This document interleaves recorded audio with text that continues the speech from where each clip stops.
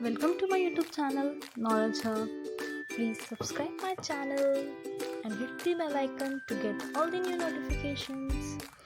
Part 1 में हमने क्या देखा था कि हम पास्ट के बारे में क्या जान सकते हैं, लोग कहाँ रहते हैं, एग्रीकल्चर कहाँ पे डेवलप हुआ था. सो आज देखते हैं part 2, Garo hills to the north east and Vindhyas in the central India. यहाँ पे सबसे पहले एग्रीकल्चर डेवलप हुआ. अभी एक मैप में कैरो हिल्स है, ये कैरो हिल्स है और इस तरफ विंध्यास. तो सबसे पहले जो राइस ग्रो हुआ था वो नॉर्थ ऑफ विंध्यास में ग्रो हुआ था. ठीक है, विंध्यास के नॉर्थ में सबसे पहले चावल उगाने चालू करे थे लोगों ने. River Indus and it's tributaries. तो ट्रिब्यूटरीज मतलब जो छोटे छोटी नदियाँ या रिवर एक बड़े से रिवर में जाके मिलते हैं, उसको हम उसकी ट्रिब्यूटरीज बोलते हैं. यहाँ पे झेलम, चेलाब, रावी, सतलज ये इंडस रिवर के ट्रिब्यूटरीज हैं. तो अबाउट 4700 ईयर्स अगो यहाँ पे सिटीज बननी चालू हुई थी. फ्लरिश मतलब डेवलप होनी चालू हुई. फिर later about 2500 years ago cities develop कहाँ पर होना चालू हो गई थी? गंगा पे और इसकी ट्रिब्यूटरीज के आसपास. पहले इंडस में हुई रावी बनना, फिर गंगा में भी डेवलप होना चालू हुआ. In ancient times, the areas along with the river to the south of Ganga were known as Magad. जो गंगा रिवर था उसके साउथ का रिवर और उसके आसपास का एरिया उसको मगध बोलते थे. वो अभी बिहार में. ठीक है, तो वहाँ के जो रूलर्स थे वो बहुत पावरफुल थे और उनका बहुत बड़ा किंगडम था. किंगडम मतलब साम्राज्य. ठीक है. People travel from one part of its continent to another. लोगों ने ट्रैवल भी करना चालू करा, लेकिन जो माउंटेन्स है ना, रिवर्स, सीज, डेजर्ट्स, ये सब एक बहुत ही बाधा डालते थे.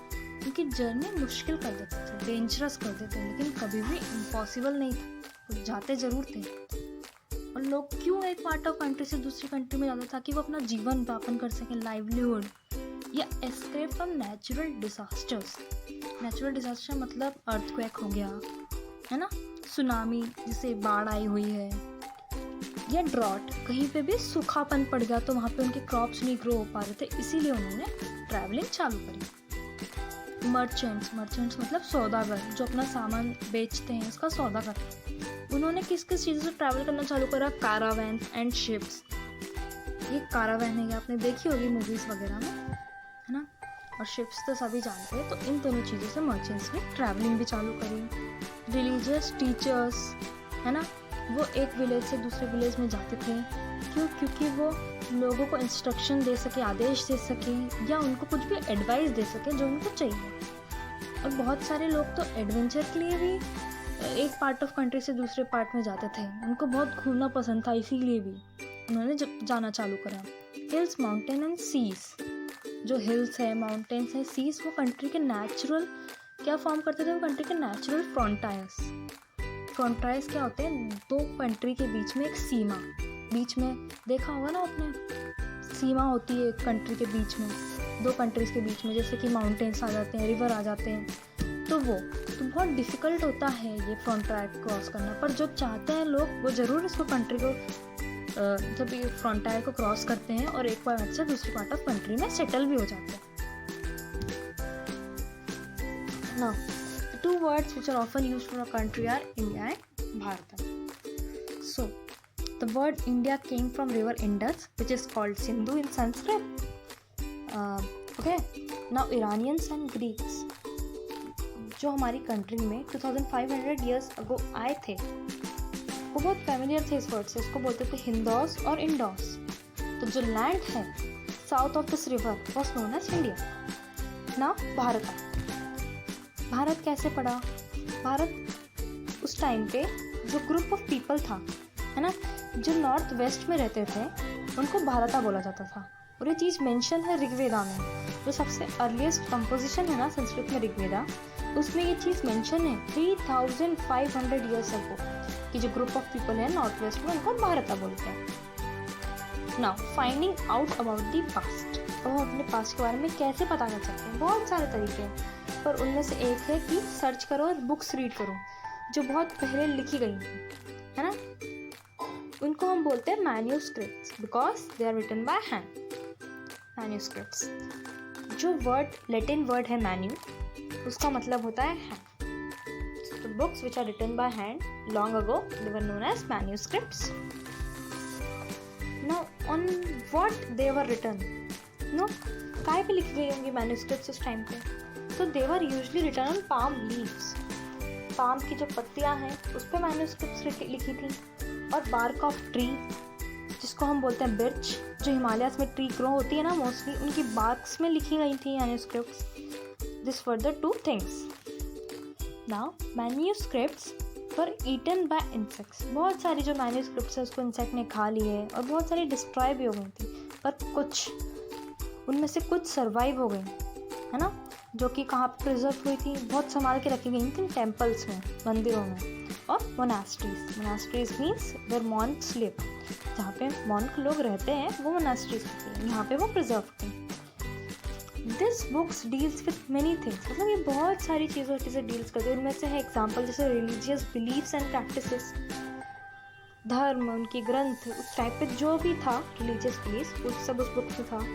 लाइफ्स ऑफ किंग, राजा महाराजाओं की लाइफ ना, मेडिसिन एंड साइंस, उस टाइम पे कौन सी मेडिसिन, जड़ी बूटियाँ, औषधि वगैरह सब उस बुक्स में। इन सब के अलावा उसमें इपिक्स, पोएम्स और प्लेस होते थे, और ये मोस्टली संस्कृत, प्राकृत, है ना, संस्कृत, प्राकृत एंड तमिल में लिखी जाती थी ये बुक्स। उस टाइम पे यही लैंग्वेजेस चलती थी ना। इंस्क्रिप्शंस क्या होता है?